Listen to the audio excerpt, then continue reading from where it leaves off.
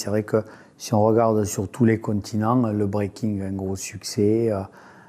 Comme vous l'avez dit, en Chine, en Amérique, je vois qu'au championnat du monde, il y avait quand même une forte participation. Il y avait une 60aine de pays au plus représentés, ce qui est quand même assez exceptionnel. Je pense que l'engouement aussi à cette discipline est dû au fait que ça peut se faire n'importe où, qu'il ne faut pas forcément beaucoup d'infrastructures. C'est une discipline peu chère et puis c'est vrai très spectaculaire, à la fois spectaculaire et artistique. Et c'est vrai que le mix des deux, ben écoutez, ça a son effet auprès de la jeunesse et tant mieux.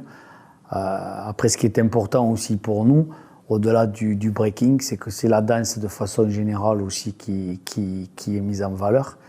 Et ça, quand même, pour nous danseurs, pour les fédérations internationales et puis pour la fédération française de danse, c'est une grande opportunité. Alors, parmi justement ces pays qui commencent à développer beaucoup le breaking, la Chine est l'un de ces pays donc.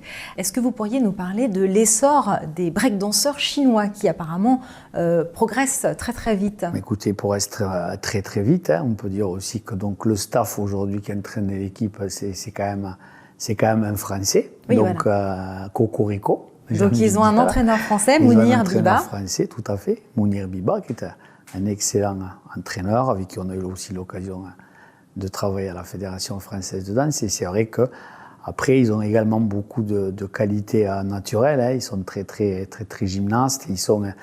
Et c'est vrai qu'aujourd'hui, les Chinois, ils ont quand même des b-boys et des b-girls de grande qualité.